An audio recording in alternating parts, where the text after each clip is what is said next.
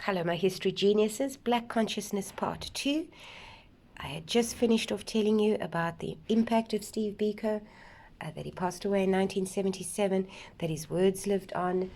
And it's important to notice that he's perhaps compared to Malcolm X in some ways because of his profound writing, most famously known for writing articles under the pseudonym of I Write What I Like. And his famous expression, "Black man, you are on your own." And so by 1977, he has passed away, but his effect lives on. Another important event a year before he passed away was this 1976 Soweto uprisings. So often it's source-based and your focus is Steve Biko or the 1976 Soweto Uprising.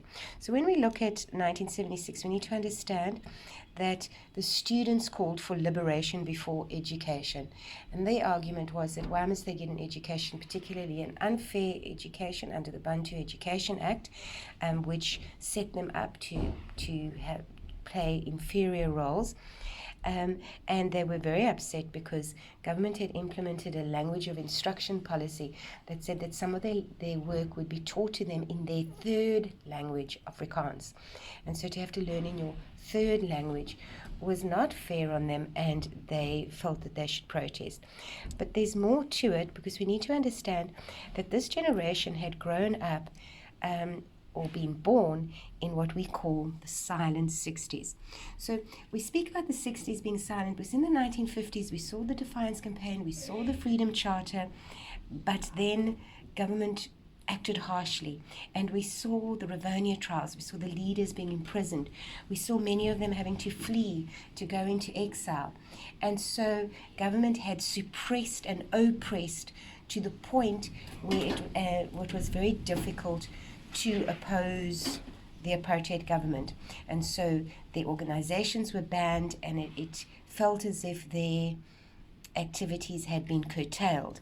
And so these youngsters are frustrated that their parents seem to have given up.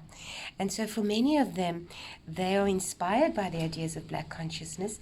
Many of the teachers in Soweto who inspired them were those who had gone to university, joined the South African Students' Organization, and then gone into the schools and shared those ideas with high school students. So within debating societies, within the Christian society, these children were being told about a whole way of looking at the world where you don't have to have this burden of inferiority being inflicted on you.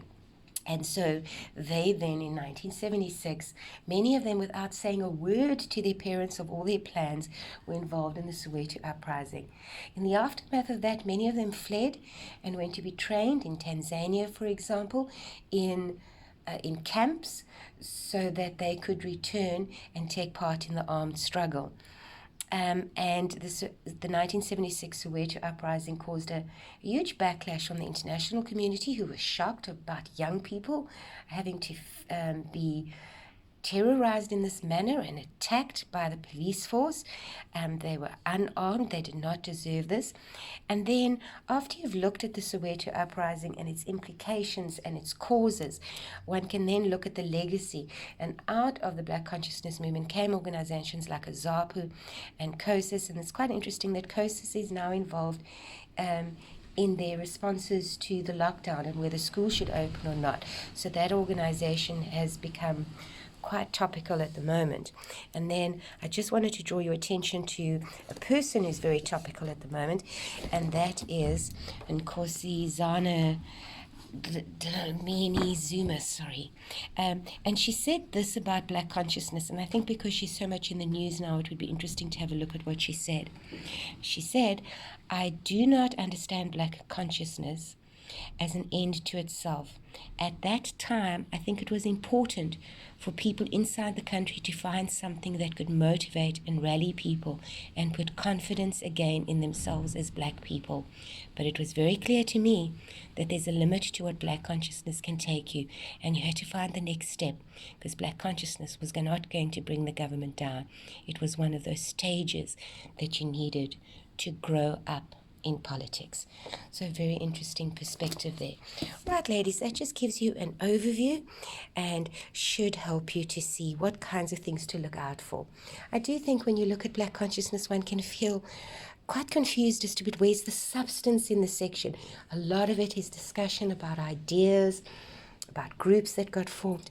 So don't stress if that's how you feel, because it is indeed true that these are ideas and a consciousness, a state of mind that influenced Steve Biko's life and influenced the 1976 Soweto riots and influenced how in the 80s there would be mass mobilization of people who had been inspired by Black consciousness. Have a great day. Bye.